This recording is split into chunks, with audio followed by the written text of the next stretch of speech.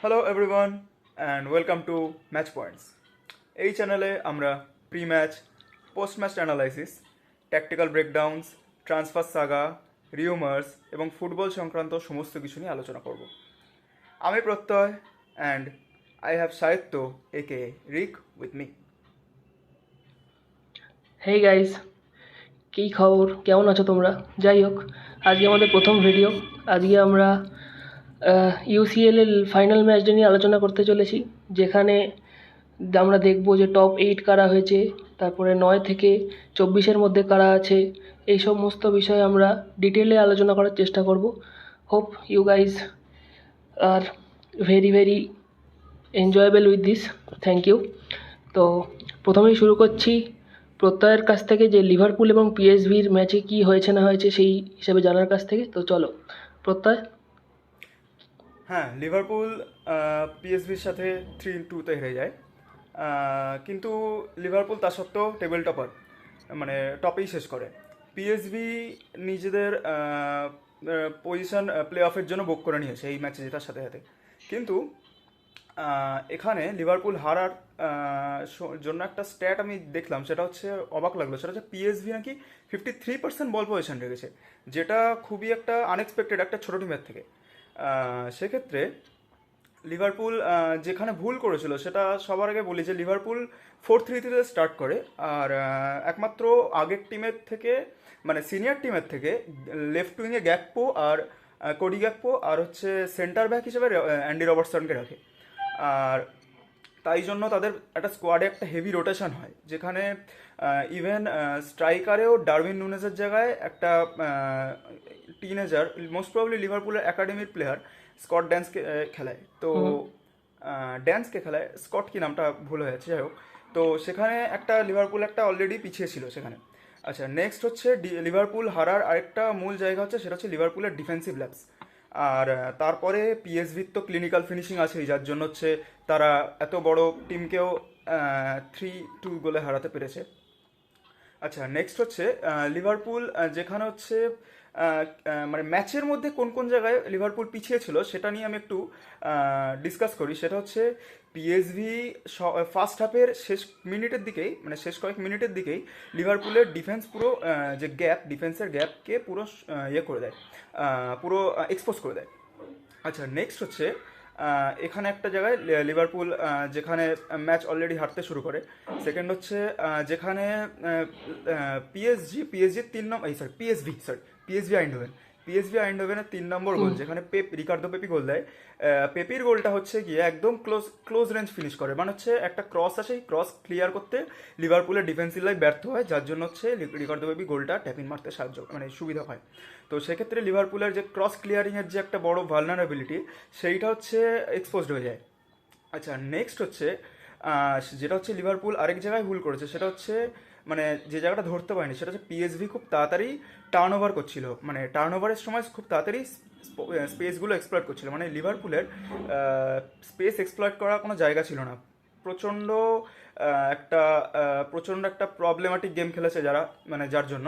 আচ্ছা, লিভারপুল কোন কোন জায়গায় ইমপ্রুভ করতে পারতো আমার মতে, সেটা 1 নম্বর, লিভারপুল যদি পজিশনে আরও কম্প্যাক্ট খেলতো, মানে প্লেয়াররা আরও কাছাকাছি খেলতো, তাহলে হচ্ছে নিজেদের মধ্যে যে স্পেসটা যেটা এক্সপ্লয়েট করেছে পিএসবি, সেটা এক্সপ্লয়েট করতে পারতো না। আচ্ছা, সেকেন্ড হচ্ছে লিভারপুল আবার প্রথমেই আমি বলেছি যে 47% মাত্র বল পজিশন রেখেছে একটা ছোটো টিমের এগেনস্টে। সেক্ষেত্রে সবার আগে পজিশন গেম খেলা উচিত ছিল, মানে ডমিনেট করা উচিত ছিল পজিশনে। আচ্ছা, থার্ড হচ্ছে লিভারপুল যদি ডিসিপ্লিন প্রেসিং করতো, তাহলে হচ্ছে অবশ্যই আশা করি মানে স্কোর টার্ন করতে পারতো। আচ্ছা, ফোর্থ হচ্ছে লিভারপুল কিছু ভুল, মানে আর্নে স্লট নিজের টিমের কিছু লেট সাবস্টিটিউশন করে, যেগুলো হচ্ছে সেকেন্ড হাফ শুরু হওয়ার প্রথমেই, মানে আর্লি সাবস্টিটিউট করা উচিত ছিল, বিশেষ করে মিড আর ডিফেন্সে। যেটার জন্য আই গেস যে লিভারপুল সেকেন্ড হাফটা নিজেদের হাতে রাখতে পারতো। আর সবার লাস্ট যেটা মেন, সেটা প্রবলেম হচ্ছে লিভারপুল 2 গোল করেছে, 3-2 জিতেছে, এই 3-2 হেরেছে, সরি 2 গোল করেছে, বাট লিভারপুল কিছু কিছু মেন জায়গায় খুব বাজে ফিনিশিং করেছে লিভারপুলের প্লেয়াররা। সেক্ষেত্রে ক্লিনিক্যাল ফিনিশিং আর মোস্ট প্রবলি আরও ডাইরেক্ট অ্যাটাক খেললে আই গেস আর্নে স্লট গেমটাকে 3-2 বা অ্যাটলিস্ট টার্ন টার্ন করে ড্রতেও আনতে পারতো। তাই তো? Yes, yes, very good analysis লিভারপুলের ম্যাচের হ্যাঁ এগেনস্ট ম্যাচের জন্য। এবার লিভারপুলের ম্যাচে কনসিকুয়েন্সেস হিসেবে যদি আমরা দেখতে যাই, লিভারপুল ম্যাচটা হেরে গেছে, দ্যাটস ওয়াই এর পরের পজিশনে চ্যাম্পিয়ন্স লিগে যে আছে সেটা হচ্ছে বার্সেলোনা। তো বার্সেলোনার কাছে কালকে সুবর্ণ সুযোগ ছিল যে টেবিল টপ করার। তো টেবিল টপ করার যে সুযোগটা সেটা বার্সেলোনা অবভিয়াসলি হাতছাড়া করেছে স্বাভাবিকভাবেই। রেজাল্টেই দেখা যাচ্ছে 2-2 গোলে ড্র করেছে আটলান্টার এগেনস্টে। তো ব্যাপারটা হলো গিয়ে বার্সেলোনা কালকে যা লাইন আপ রেখেছে সেই অনুযায়ী ডিফেন্স লাইনটা খুব ইন্টারেস্টিং লেগেছে, কারণ কুবার্সিকে রেস্ট দেওয়া হয়েছিল। তো বালদে, এরিক গার্সিয়া, আরাহুয়ো এবং কুন্দে, এই চারজনকে নিয়ে ডিফেন্সিভ লাইন তৈরি করেছিল, যেখানে সিএসনিকে আবারও গোলে রাখা হয়েছিল। জানি না কি কী খেয়ে নাবে খেলতে শেজনি, হোয়াট এভার। শেজনি গতকালও খুবই স্লিপারি দেখতে লাগছিল একটুখানি। তো যাই হোক, তো এরকম একটু সমস্যা ছিল ডিফেন্সিভ লাইনে, কিন্তু যাই হোক তা সত্ত্বেও বার্সেলোনা প্রথম হাফটাতে খুব একটা এক্সজি ক্রিয়েট করতে পারেনি। প্রথম হাফে যে সমস্যাটা হয়েছিল, বার্সেলোনা সেরকমভাবে কোনোভাবেই মানে অ্যাটাকে মেন জায়গায় যেতে পারছিল না, মানে চান্সেস ক্রিয়েট হচ্ছিল না, অনেক রকম প্রবলেম হচ্ছিল। যেখানে আটালান্টা যেটা করেছে সেটা হচ্ছে ডিফেন্সিভ লাইন এবং মিডফিল্ড লাইন খুব ক্লোজ খেলিয়েছে, যে কারণে বার্সেলোনা বারবার কোলাপস হয়ে যাচ্ছিল ওই ফাইনাল থার্ডে গিয়ে। তো এটা একটা খুব ভালো ট্যাকটিক্স ইউজ করেছে জিয়ান পিয়েরো গ্যাসপেরিনি, যে হচ্ছে কিনা আটলান্টার কোচ। এবং আটলান্টা খুবই ভালো একটা টিম নামিয়েছিল, যেখানে লুকম্যান ওদের অন্যতম সেরা স্ট্রাইকার বা ফরওয়ার্ড বলতে পারা যায়। সে অবভিয়াসলি ইনজুরির কারণে ছিল না, কিন্তু অসুবিধা হয়নি সেরকমভাবে। কিন্তু জাপাকোস্টা প্রথমেই একটা গোল করে দিয়েছিল। কিন্তু জেনারেলি বার্সেলোনা অফসাইড ট্র্যাপের জন্য এই সিজনে খুবই বিখ্যাত হয়ে গেছে, হানসি ফ্লিকের জন্য। তো সেখানেও জাপাকোস্টার গোলটা অফসাইডে রুলড আউট হয়ে যায়, 36 মিনিটের গোলটা হয়নি। তো এরকমভাবেই আর কোনো ফার্স্ট হাফে সেরকম কোনো বলার মতো মোমেন্ট ক্রিয়েট হয়নি। কিন্তু সমস্যাটা তৈরি হয়েছে সেকেন্ড হাফে যখন বার্সেলোনা একটু ওপেন প্লে করা শুরু করলো, তখনই ইয়ামাল নিজের কৃতিত্ব দেখিয়ে দিয়েছিল। সেকেন্ড হাফ শুরু হওয়ার মাত্র 2 মিনিটের মধ্যে ইয়ামালের একটা দুর্দান্ত গোল আমরা দেখতে পেয়েছি। তো যাই হোক, ইয়ামাল যথেষ্ট ভালো পারফর্ম করেছে পুরো ম্যাচটাতে। এবং তার সঙ্গে সঙ্গে আটালান্টার যে সমস্যাটা ছিল সেটা হচ্ছে স্ট্রাইকারের একটু গোল, মানে কি, মানে অনেকটা খুব করতে পারেনি আটালান্টা, এক্সপ্লয়েট করতে পারছিল না সিএসনির একটু স্লপিনেসের ফলে। তো সেই জিনিসটাকেও যখন এক্সপ্লয়েট করা শুরু করলো, সেটা হচ্ছে এডারসনের গোলটা। এডারসনের একটা অসাধারণ গোল, মানে এটা কল্পনা করা যায় না। সিএসনির ওই রকম রিচ থাকা সত্ত্বেও ওই রকম একটা শটে এডারসন যে গোলটা করেছিল, সেই গোলটাতে ইকুয়ালাইজে মারাত্মক একটা জিনিস ক্রিয়েট হয়েছে, সেটা হচ্ছে আটালান্টার কনফিডেন্স বুস্ট হয়েছে। তো এই মুহূর্তে গেম 1-1 ড্র চলছিল, এবং এই মুহূর্তে থেকে এই 67 মিনিট 66 মিনিট এই পর থেকেই খেলাটার গতিটা একটু বেড়ে যায়, যে কারণে হঠাৎই এক্সপ্লয়েট করা শুরু করতে থাকে বার্সেলোনা, খুব ওপেন প্লে হতে থাকে, দুটো টিমই জেতার জন্য মরিয়া হয়ে যায় কোনো কারণে, ঠিক আছে।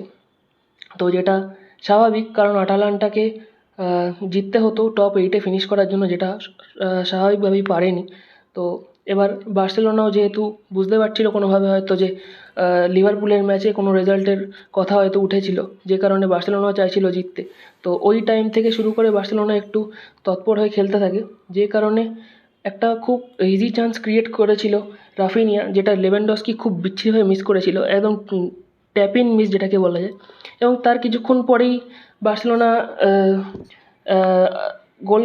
গোল কনসিড করে অ্যাকচুয়ালি এডারসনের। তারপরেই হচ্ছে আরাহুয়া যেটা করেছিল সেটা হচ্ছে হেডে গোল করে, যেটা হচ্ছে বার্সেলোনা একটা কর্নার পায়। সেই কর্নার থেকে রাফিনিয়ার অসাধারণ একটা কর্নার, যেখানে পুরো আরাহুয়া আনমার্কড অবস্থায় ছিল।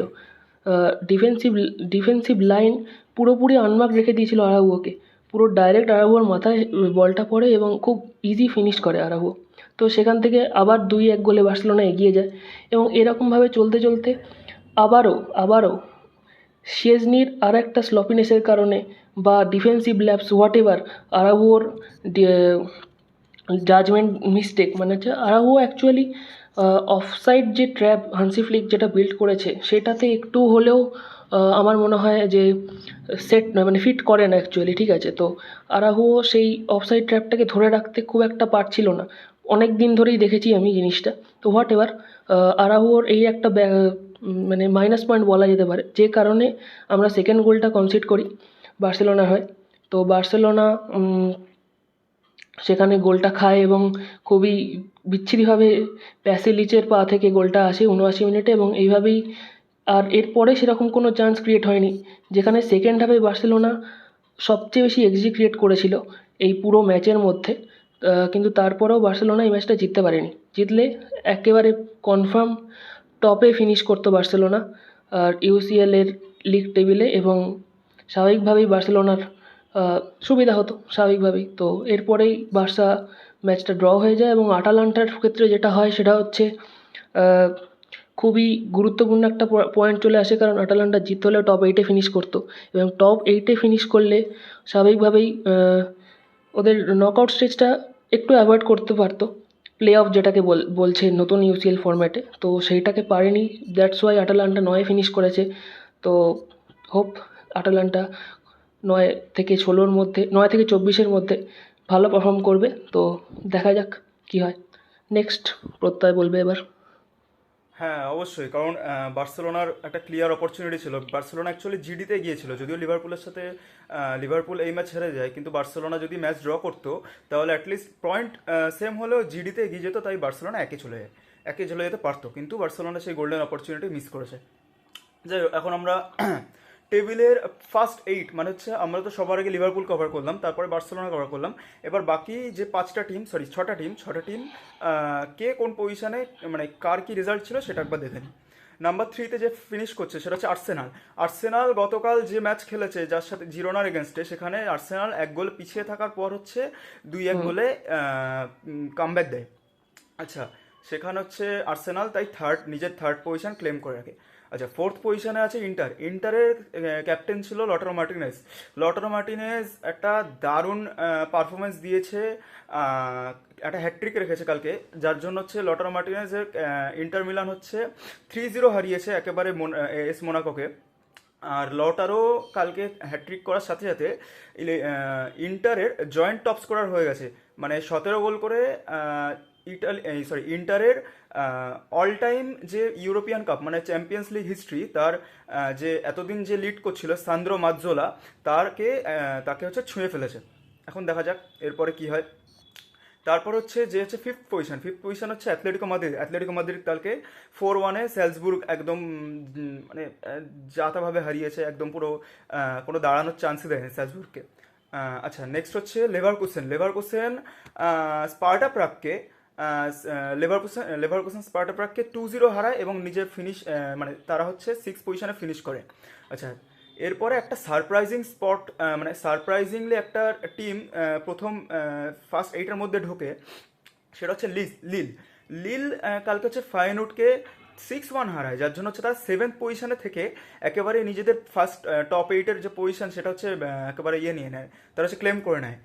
তো এটা আনএক্সপেক্টেড ছিল, কেউই এক্সপেক্ট করেনি এভাবে লিলের এই রানটা। আচ্ছা, আর লাস্ট যেটা হচ্ছে পজিশন হচ্ছে 8-এ যে আছে সে হচ্ছে অ্যাস্টন ভিয়ার মর্গান রজার্স গতকাল নিজের কেরিয়ারে ফার্স্ট হ্যাট্রিক করে, আর এই হ্যাট্রিকের সাথে সাথে অ্যাস্টন ভিয়া 4-2 হারায় সেল্টিককে। তো তারা হচ্ছে 8 পজিশনে থাকে। আর এর মানে এর পাশাপাশি যে এরপরে যারা ফিনিশ করছে, যে এর পরের পজিশন থেকে, তারা প্রত্যেকে প্লে অফে খেলছে। এই যে প্রথম 8টা টিম, এরা হচ্ছে প্লে অফ খেলবে না, এরা ডাইরেক্ট টপ 16-এ কোয়ালিফাই করছে। Round of 16। আচ্ছা, তো এরপরে আমরা এরপরে যে কটা টিম আছে যারা হচ্ছে প্লে অফ খেলবে সেই নিয়ে আলোচনা করবো, সাহিত্য। এরপরে যদি আমরা দেখি, তো এরপরে রয়েছে আমাদের খুবই ইউসিএলের টপ টিম যেটাকে বলা যায়, 15টা ইউসিএল পাওয়া টিম, সেটা হচ্ছে রিয়েল মাদ্রিদ গতকাল খুবই ইন্টারেস্টিংভাবে, খুবই ইজিভাবে ব্রেস্টকে হারিয়ে দিয়েছে 3-0 বলে, মানে লিটারালি উড়িয়ে দিয়েছে যেটাকে বলা যায়।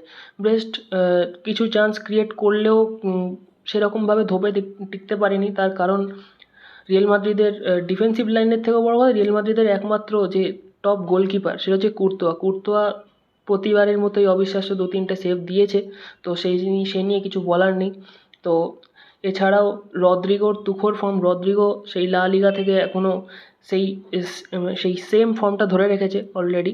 তো রদ্রিগোর অনবদ্য ড্রিবলিং এবং অনবদ্য গোল চেনার যে মানে গোল চেনে অ্যাকচুয়ালি রদ্রিগো, তো দ্যাটস ওয়াই খুব ভালো ফিনিশ করতে পেরেছে। তো প্রথমেই রিয়েল মাদ্রিদ এই ম্যাচটায় ধরে নেয়, প্রথম থেকেই রিয়েল মাদ্রিদ এগিয়ে যায় এবং তারপরে আস্তে আস্তে ব্রেস্টকে কোনো সেরকমভাবে বলার মতো কোনো জায়গাও দেয়নি। রিয়েল মাদ্রিদের যথেষ্ট একটা মানে কি বলবো, এখন ভালো ফর্ম চলছে, এমবাপেও ভালো ফর্মে খেলেছে, কিন্তু এমবাপে ঠিক সেরকমভাবে জিনিসটাকে করতে পারেনি আর কি অ্যাকচুয়ালি, মানে ফিনিশ করার জায়গা থেকে বলো বা what ever.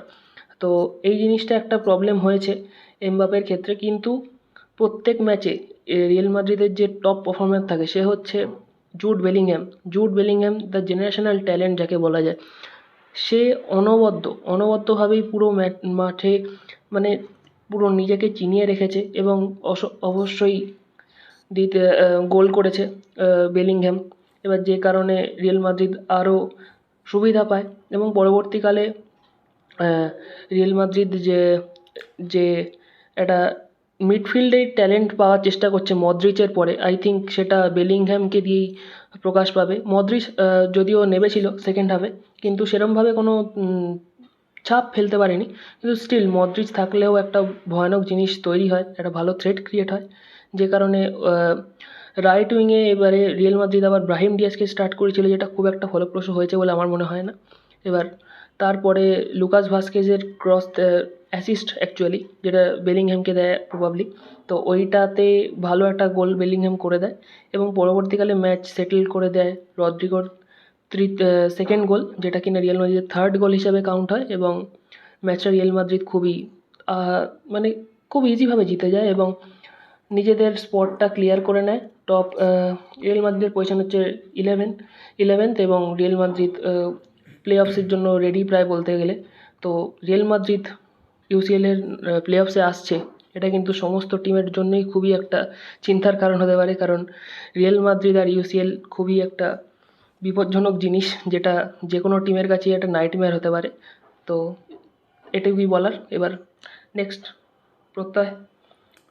Real Madrid R UCL মানে সেই মেড ফর ইচ আদার, তো সেক্ষেত্রে সবারই একটু এক্স্যাক্টলি। সামলে চলা উচিত, কারণ হচ্ছে রিয়াল মাদ্রিদ যখন কোয়ালিফাই করে গেছে তো ইউসিএল এখন আর মানে ইউসিএল কারোর আর মানে স্বপ্ন দেখা এখন একটু চাপের সবার। Anyways, exactly. হ্যাঁ, নেক্সট যে ম্যাচ সেটা হচ্ছে পিএসজি নিয়ে আলোচনা করা উচিত, কারণ পিএসজি হচ্ছে স্টাটগার্টের এগেনস্টে ভিএফবি স্টুটগার্ট, তার এগেনস্টে 4-1 জেতে।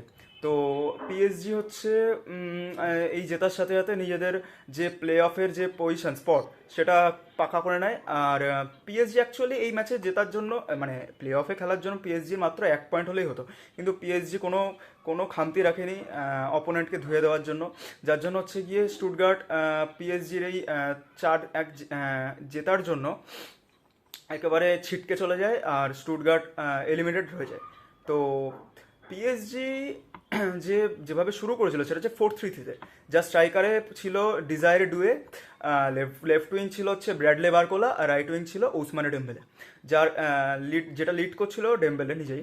তো সেক্ষেত্রে ডেম্বেলে ম্যাচের শেষে একটা মানে অ্যাকচুয়ালি ম্যাচে একটা হ্যাট্রিক করে, যার জন্য হচ্ছে একটা জিনিস পরিষ্কার হয় যে ডেম্বেলের সাথে যে বারকোলার যে কেমিস্ট্রি, আর তার পাশাপাশি আশরাফ হাকিমি কালকে একটা অনবদ্য গেম প্লে খেলেছে। তো সেক্ষেত্রে এই দুজনের সাথে ডেম্বেলের যে কেমিস্ট্রি সেটা একদম চোখে পড়ার মতো ছিল কালকে। আচ্ছা, পিএসজি জেতার আমি যে কটা কারণ খুঁজে পেয়েছি, সেটা সবার আগে তো স্টুটগার্ট তো ছোটো টিম, অবশ্যই স্টুটগার্টের স্কোয়াড ভ্যালু অনেক কম, সেক্ষেত্রে যে পিএসজি এই তিনজনকে দিয়ে ফার্স্টে মানে স্ট্রাইকার যে অ্যাটাকিং ইউনিট দিয়ে যে স্টুটগার্টকে কনস্ট্যান্ট তার ডিফেন্স হচ্ছে ব্রিচ করতে থাকে, আর মানে অ্যাকচুয়ালি মিডফিল্ড থেকে সুইফট পাসিং আর কোঅর্ডিনেট মুভমেন্টের মাধ্যমে বারবার কনস্ট্যান্ট ব্রিচ করতে থাকে। কনসিস্টেন্টলি। আচ্ছা, নেক্সট হচ্ছে পিএসজি কী করেছে, পিএসজি হচ্ছে মিডফিল্ড ডমিনেট করে খেলেছে। সেক্ষেত্রে হচ্ছে মিডফিল্ড যখন ডমিনেট করে কোনো টিম, সেক্ষেত্রে তাদের হচ্ছে তাদের হচ্ছে ডিফেন্স থেকে অ্যাটাকের ট্রানজিশন খুব তাড়াতাড়ি হয়। তো সেক্ষেত্রে পিএসজি সেখানেও এগিয়েছিল, তাদের ডিফেন্স থেকে অ্যাটাক খুব তাড়াতাড়ি ট্রানজিশন হয়ে যাচ্ছে, যাতে করে চোখের নিমিষে ডিফেন্স থেকে অ্যাটাক হচ্ছে। আচ্ছা, নেক্সট হচ্ছে পিএসজি হয়তো এক গোল খেয়েছে, কিন্তু পিএসজি নিজের ডিফেন্স রক সলিড বানিয়ে রেখেছিল। সেক্ষেত্রে পিএসজির ডিফেন্সও কালকে দেখার মতো ছিল। যদিও এক গোল খেয়েছে, কিন্তু তাতে কোনো যায় আসে না, পিএসজি ডিফেন্স ছিল আনপেনিট্রেবল। আচ্ছা, এই হচ্ছে পিএসজি জেতার যে অ্যানালাইসিস সেটা। এরপরে আমরা সিটির যে প্লে অফে আচমকা ঢুকে যাওয়া, মানে অ্যাকচুয়ালি কি বলবো, যে এলিমিনেট হতে হতে বাঁচা, সেইটা নিয়ে আলোচনা করব। তো শায়দ তো সেটা নিয়ে বলবে। তো গতকালের ইউসিএল ম্যাচটিতে সবচেয়ে বড় যেটা নিউজ বলা যায় সেটা হচ্ছে ম্যান সিটির কামব্যাক। তো ম্যান সিটি কামব্যাক করে ফেলেছে।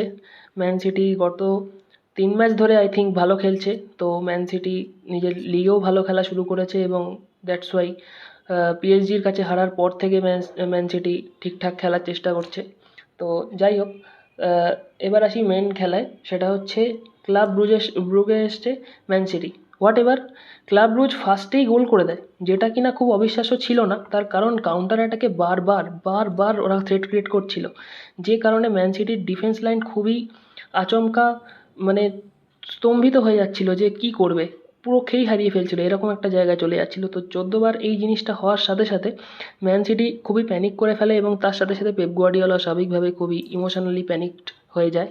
দ্যাটস ওয়াই 45 মিনিট একদম ফার্স্ট হাফের লাস্টের দিকেই ম্যানচেস্টার সিটি গোল কনসিড করে, যেখানে রাফায়েল ওয়েন্ডিকা যে কিনা গোল দেয় এবং যার পেছনে কৃতিত্বটা সবচেয়ে বড় বেশি ছিল হচ্ছে যে কিনা ম্যাচটা ওখান থেকে রানটা নিয়ে বের করেছিল। তার কারণ হচ্ছে বলটা অবশ্যই একটা রিবাউন্সে আসে, যেখানে পাসে গোলটা আসে। তো অ্যাসিস্ট ছিল যদিও ফেরান জুডলার, যে কিনা খুবই ভালো ফর্মে ছিল গত 2-3 সিজন ধরে, কিন্তু এখন খুব একটা মানে খুব একটা ভালো ফর্মেও নেই। বাট হোয়াট এভার, অ্যাসিস্ট তার নামেই হয়েছে এবং যে কারণে ম্যানচেস্টার সিটি খুবই প্যানিকড হয়ে গেছিলো ফার্স্ট হাফেই এক গোল খাওয়ার পরে। কারণ ম্যান সিটির মানে অলমোস্ট নকআউট ম্যাচ ছিল এটা, মানে অলমোস্ট কি নকআউটই ম্যাচ ছিল। ম্যান সিটি ম্যাচটা হারলে ইউসিএল থেকে বিদায় নিত, যেটা কিনা খুবই ম্যাচ ছিল। ডিসঅ্যাপয়েন্টিং হতো। Exactly, do or die match ছিল, যেটা কিনা খুবই ডিসঅ্যাপয়েন্টিং হতো ম্যান সিটির মতো বড় ক্লাবের জন্য এবং ফুটবলের জন্য অবভিয়াসলি। তো যাই হোক, এরপরেই আসে পেপের ব্রেন, যেখানে কিনা র্যান্ডমলি একদম সেকেন্ড হাফের শুরুতেই গুন্ডোয়ানকে সরিয়ে স্যাভেনিওকে ইনক্লুড করে। বেঞ্চ থেকে সাবস্টিটিউশনে আসে স্যাভেনিও, যেখানে খেলার মোড় পুরো ঘুরে যায়। কারণ প্রথম থেকে যদি আমরা রিয়েলাইজ করি পুরো ম্যাচটাতে, ম্যান সিটির যে উইক পয়েন্ট যদি আমরা বলতে পারি সেটা হচ্ছে ম্যাথিয়াস নুনিয়েজ অ্যাকচুয়ালি খুবই স্লপি লাগছিল, মানে খুব একটা কনফিডেন্স দেখতে পাইনি আমি ওর যে কারণে বল লুজ করছিল, অনেক জায়গা থেকে চান্স ক্রিয়েট হয়ে যাচ্ছিল।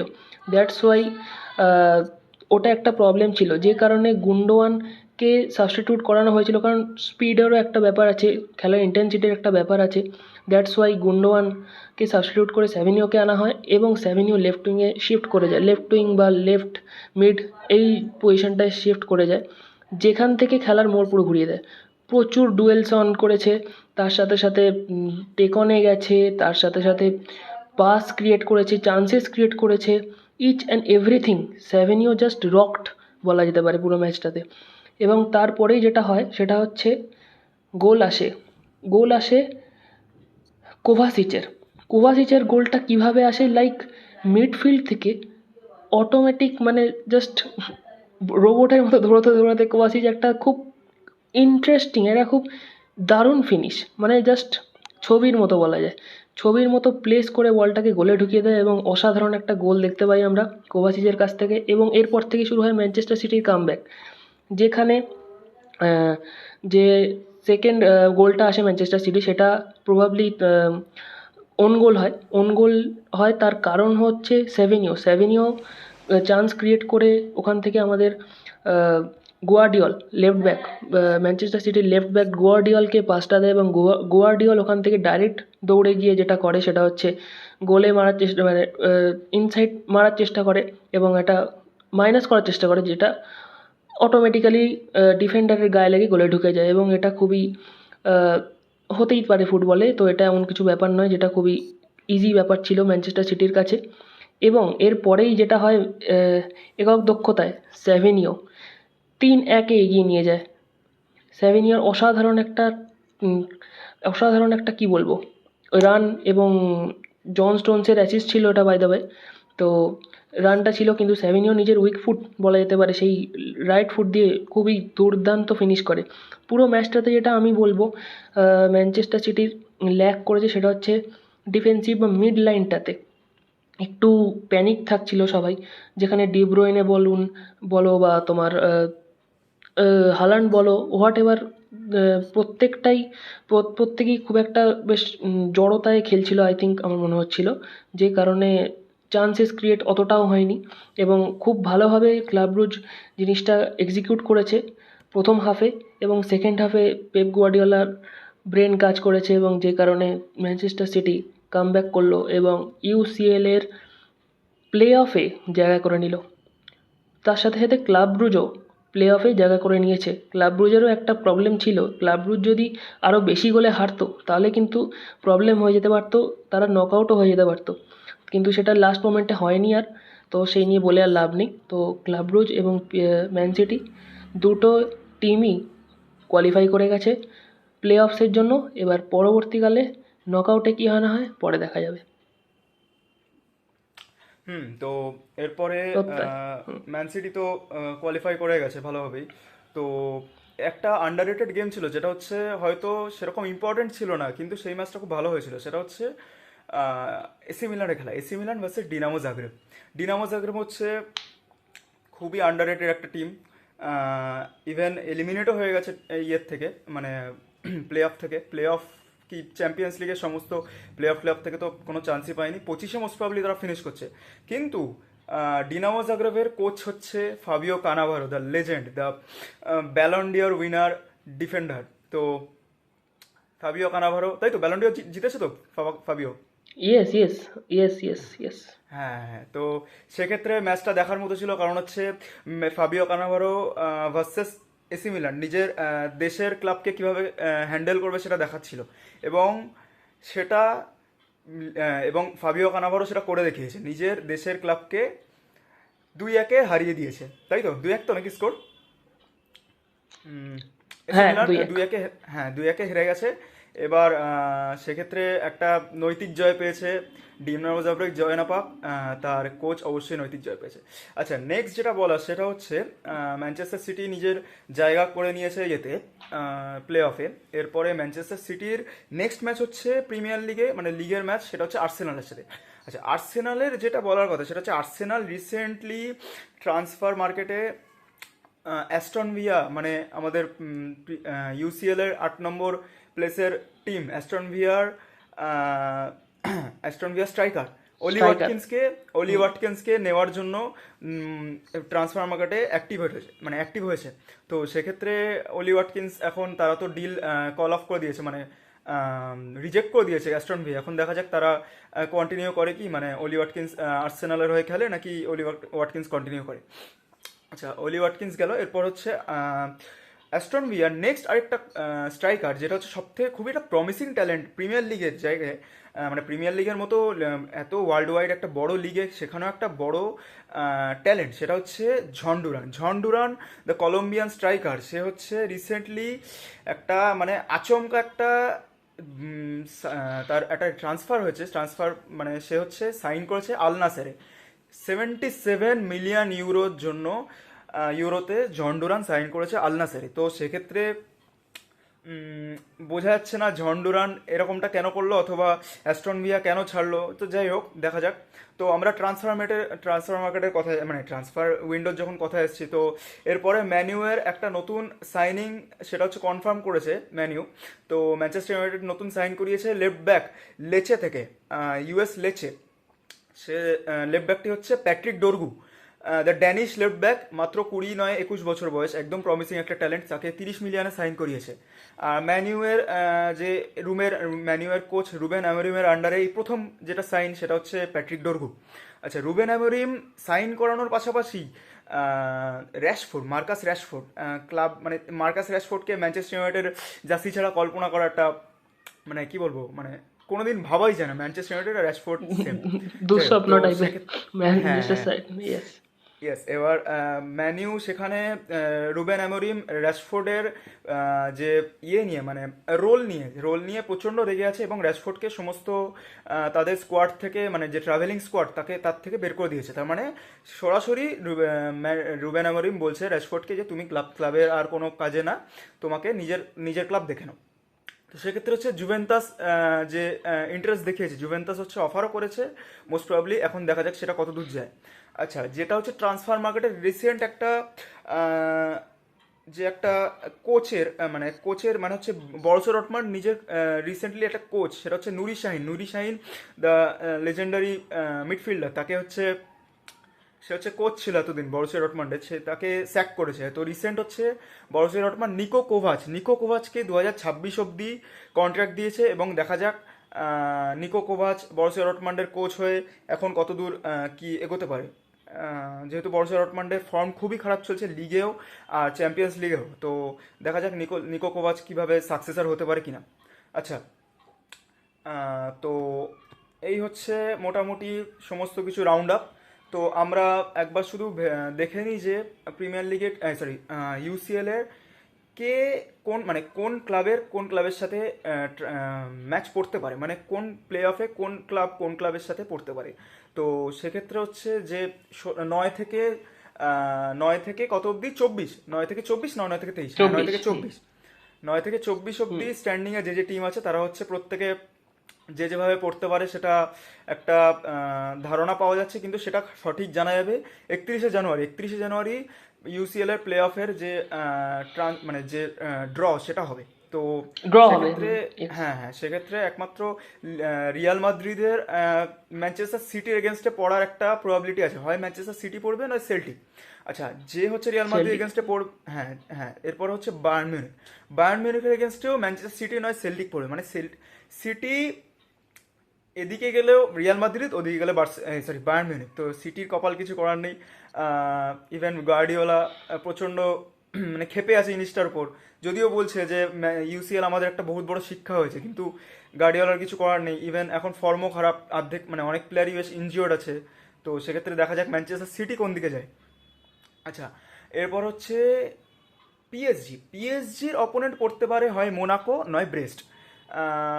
নয় ব্রেস্ট পড়বে কিনা দেখা যাক, মানে কে পড়বে সেটা দেখা যাক। যেটা পিএসজি আশা করি খেলে দিতে পারবে, মানে জিতে বেরোতে পারবে কিনা সেটা দেখা যাক।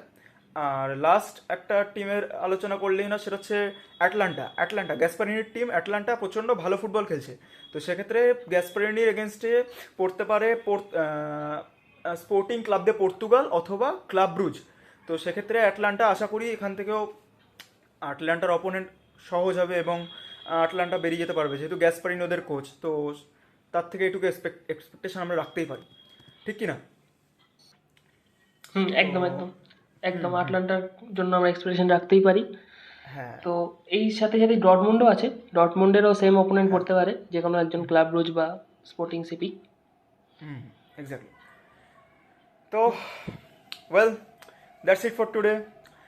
Let us know if you liked our video. Leave a comment down below about what your opinion is. Please like, share and subscribe to Match Points. Thank you for watching.